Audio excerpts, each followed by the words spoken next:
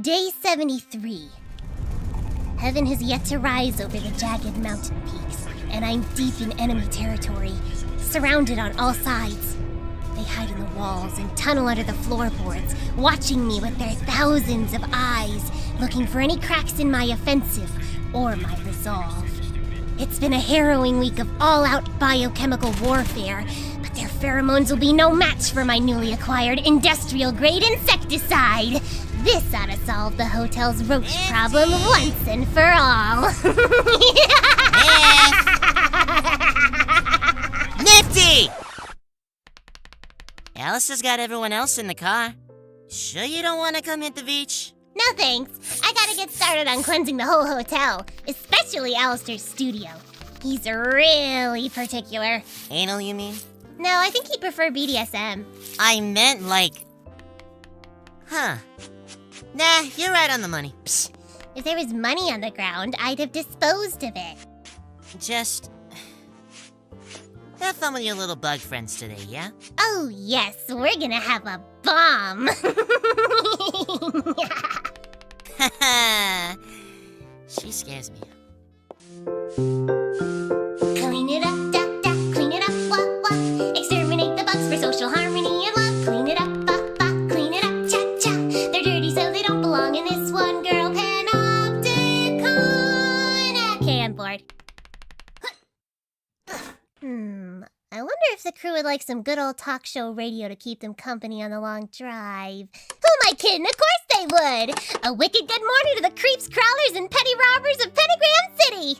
I'm your substitute radio demoness for the hour, Nifty, and you are tuning in to KLLR 66.6 FM, Pentagram's premier radio station, dutifully serving the local community your news, weather, and traffic since 1933. Phew! Hopefully I did you some justice on that intro, Al. Alastor is really such a good boy, isn't he? Spending all his free time and also most of the workday on entertaining the whole town for free? If I was the full-time radio demon, I'd be charging you suckers $750 soul bucks a month. Plus tax. But I'm sure all Al's lady listeners know that no man is perfect. I can usually look past Al's goody two-hooves because he's really fucking awful as a boss. He never knows what my schedule is, so he's always calling me in on my days off. Then he buys me the cheapest cleaning supplies he can find, despite his boss being the literal princess of heck. And to top it all off, he's 7 years behind on signing my pay stubs. Though it could obviously never work out between us on a deeper level if he's gonna lock himself in his room all day to cosplay a respectable pillar of the local community. Maybe he reckons himself a real snollygoster. Though don't get me wrong, listeners, a good deed here and there doesn't change the fact that Al's still a demonic manifestation of total human garbage. If he fit in my dustbin, I'd have swept him up decades ago, along with all the rest of the trashy men who roam my old district. He was a particular favorite of my working girls in those days. They'd always have the radio tuned to his station and crowd at the windows when he sauntered by. He had a few less notches on his tailcoat in those days, so you can just imagine him, bright-eyed and totally not squashed into the brimstone like he is now. I had to start chaining the girls to their looms. And when they all went up in smoke with my factory, he first laughed his head off. Ha ha ha! But then he offered me some part-time work to keep me on my feet. He's a roach for sure, but at least he's got an air of sophistication about it. One god's trash is another gal's treasure, I suppose. Can't say the same about the rest of Heck, though. As you know, anything broken and lost ends up down here eventually. Clothes, toys, litter, people, the occasional rabid animal, like Husk. You know, he once convinced me Al wasn't even human before he fell. Like he was a really naughty little deer who got sent to tarnation for cannibalism and other deer crimes. I believe that for a solid month. Though I still don't fully disbelieve it either. Husk is a total piece of cat shit, though. Like, Alastor spiritually being a deer is pretty non-negotiable because of those big fluffy ears he pretends are just hair. Like, anyone would willingly go outside like that if they had a choice. But Husk thinks I'm some sort of ladybug because I'm small and always have a couple drops of blood on my apron. As if! Even Alastor thinks I'm an Asian lady beetle, which I suppose would make sense. I am Asian, after all, though I don't like the implication of my being an invasive species. I had just as much a right to America as anyone else. I just didn't know my green card would be such a red flag. Come to think of it, Pentagram isn't much different to the last town I immigrated to. Probably because lots of lost places turn up down here. That's why we have so many blockbusters. I just love the stag films. Of course, there's never any actual stags in them, because any deer demons Alastor hasn't eaten are probably locked in Mr. Vox's basement. But there's these really, really old ones with a big purple caterpillar. Rawr, the things I would do to him, ladies and gentlemen! It would probably take weeks to smack him to death with a rolled up newspaper, but by God, I'd try! I guess he retired or something, though. He hasn't made anything new in decades. Lame. Don't know if anyone's noticed, but our culture down here is always a decade or so behind. When I first fell down here, it looked like more of a war zone than usual, 'cause, well, you know, Hitler. But Alastor tells me everything cooled off pretty quick after he started curating Hell's first German-speaking radio station. Or German-screaming radio station, rather. We didn't have angelic weapons in those days, you see. Though you'd have thought a holy blade fell to heck the way Alastor acted over the first smartphones turning up. Like social media was gonna bring about an apocalyptic end to his carefully constructed cultural hegemony, which, yeah, it did. But you can't blame anyone for ignoring him, because he complained just as much about television back in the day. Though, of course, not till after he stopped hanging out with a certain someone. He's literally the underworld's first asexual incel. Like, involuntarily celibate, but by choice. I think he doth protest too much, though, because he literally does have a TV in his room. I've seen him stare at it for hours when it's not even plugged in. I love his little eccentricities. Of course, I love nearly everything about Al, but you see the roach thing too, right? Always chirping about who's on first and what's on second, and I don't know's on third. Cockroaches have stayed the same since the dawn of time. They don't change for nothing or nobody. But on the plus side, they've got an extremely high tolerance for toxicity, and Al certainly needs it considering his co-host. But nothing can survive forever. Eventually the poison will start getting under the skin, shutting down the chambers of the heart one by one, until the poor little guy is totally snuffed. Gee, all this talk of bugs is making me antsy.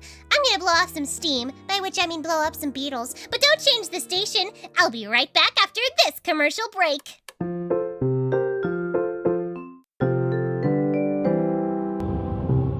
Hatred consumes me. I want them to die. I need them to die. Yet deep down, I know I am the dead one, laid to rest by the American dream. My earthly body rapturously consumed by bugs while my condemned soul bitterly repudiates them. In the night, I hear the mothers clicking softly to their newly hatched children. Do I reject them because they are not so dissimilar to myself? No, we have nothing in common. Their world teems with life while I am little more than scraps of undying flesh threaded together by the frayed, fading memory of life. Yet I drive this needle again and again into their squishy, innocent bodies, because I fear that if I ever stopped, everything I am or ever was will completely unravel. Oh yeah! It's time to take calls from Al's graciously supportive patrons. Moshi Moshi? Hello. Elmo hates what you stand for. Oh, Elmo's having a really bad day and your voice is making it worse. is there anything I can... Elmo's gonna do it this time, I swear. Don't call Elmo therapy. Okay, letter time! Let's see... here's something! Please allow a brief pause to our programming so as to give thanks to our wonderful contributors who have stuck by the A2V podcast in both sickness and in health. Ash Hawthorne, the Night Queen, LexiPop398, Vim Reaper Knight, Decepticon, Dude Mang, Paradox Cluster, Indie Infestation, Vladimir Volokov, Chipped Cup, Birdie, Counterbalance, Creepy Girl NC, Alice Liddell, and Amanda. Well, I think that was just yesterday's patron read. Alastor should really clean up his desk. Oh wait, that's kind of my job. Oh well, surely this one's a letter, right? Day 33,968. Average temperatures have been heating up over the past few days, which means my co-host is somehow even more energetic than usual. Though he is a cold-blooded fish, I suppose. Maybe his blood is like coolant for his electrical parts. Probably would taste disgusting. That's underlined 3 times. But I'm pretty close to biting him anyway. He's been on the phone with my boss for the past 10 minutes arguing about safe workplace temperatures in the face of tomorrow's heat wave. It's almost like he's begging her to let me come outside to play. Now he wants to see what I'm writing. Like, honestly, can he just fuck off? He's such a piece of handsome, charming, husky man-meat, oh how I high-key dream of sinking my yellow teeth into his Chad arms and peak abs. He has the body of an Olympic swimmer and a 136 on the 200-meter freestyle to prove it. Weird. The second half of that note has a much different vibe than the first. A slightly different handwriting too, but it's hard to tell. Aha! Now this one has to be a letter. The return address says it's from Lynn. Dear Vox, who is also my boss, and Alastor. Ooh, and Alastor's my boss. We're like co-workers-in-law. Isn't that fun? Anyway, Lynn says, hello, I'm writing in to tell you both that I really enjoy your show, and not to worry, Mr. Vox, I'm off the clock while writing this. It's always good to set boundaries with your boss, Lynn. Even yesterday, I was very firm with Charlie, and I said, no, I will not be coming into work tomorrow. Us modern gals gotta advocate for our rights, right? A summer holiday is practically communism. The only days I take off are medical appointments to renew my lobotomy.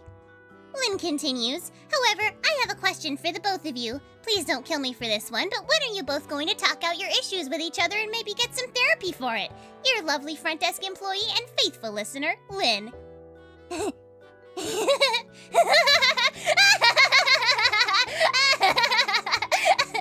Those two in couples therapy mix like war crime conventions and the unaccountability of imperialism in the face of vested capitalistic interests.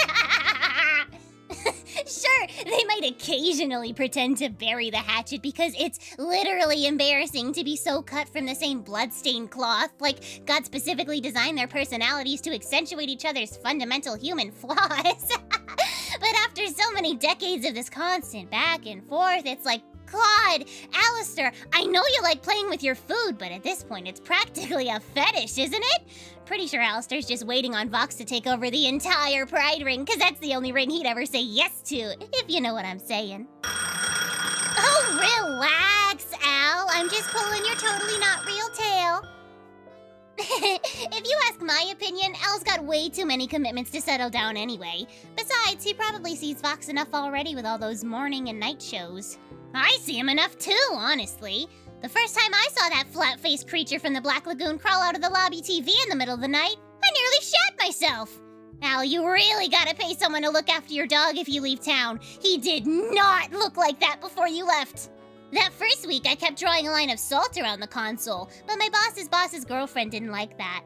She kinda reminds me of a moth, but I don't really have any evidence for that. There's just something about her that makes me violently homicidal. Like, she's hiding something which would make everyone hate her if we knew what it was. But she's already out as a lesbian, so I don't know what else it could be. Marriage ain't all it's cracked up to be anyhow. Men, see, they like to change you, make you feel small, turn you into someone you don't even recognize in the mirror. Like a powder white redhead. Listen, don't ever answer a newspaper ad for a free baptism to appease your new white American in-laws. Of course, the baptism's probably not the main reason I'm in Christian hell, but that's as much as I'll say about it for now. At least my English got pretty good after being stuck with these Gaijin bastards for my entire afterlife. I somewhat recently got my hopes up to go home when they built that giant gold heaven embassy smack dab in the middle of the city 7 or so years ago. When all my relatives died, they went to the Shinto afterlife, obviously, so I started trying to get a passport through the new embassy to visit them. Please correct me if I'm wrong, but I don't know any sinner who's actually gotten an appointment. It's like the embassy just exists for the benefit of hell's aristocracy. Do you know what it's called when a foreign government controls your right to move back to your ancestral afterlife? A pain in my ass, I tell ya. We can't even leave the literally goddamned pride ring to visit the other rings of hell. Alright, if you've been here for more than a week, you'd already know that, but has anyone ever pointed out how idiotic it is that we even have other rings of hell being ruled by other deadly sins if sinners are not allowed to be anywhere other than pride? I know, it's Lucifer's punishment, right? But there's this tiny, itty-bitty, ever-so minuscule issue that, he can leave the pride ring. He could be sipping Gin Ricky on a yacht down in Envy right now without a care in the underworld. God knows he's not governing Pentagram right now. Some freaking punishment, right? Stupid heaven. I know you can't see it, but I'm flipping them off through the studio window right now.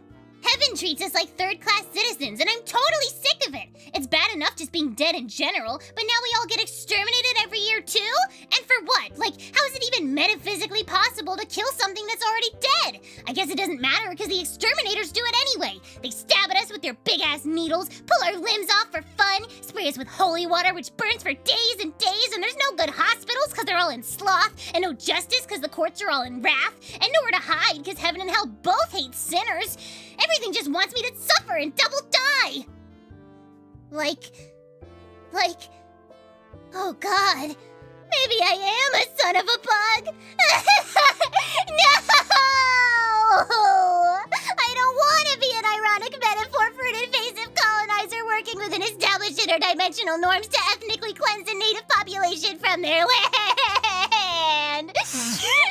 Especially considering my penal colony was literally established by a bunch of all-powerful genocidal religious fanatics. Ugh, this freaking sucks. The only difference between me and these dumb bugs is that I have to pay mammon income tax.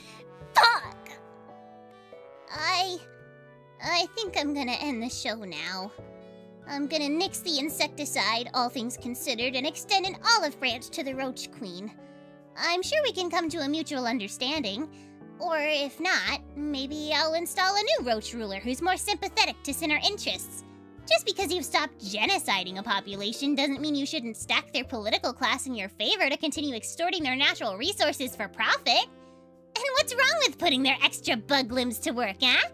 After a little coup or two, I bet those buggos will make wonderful little thralls as I rebuild my long-lost empire. They're certainly more fire-resistant than the last ones.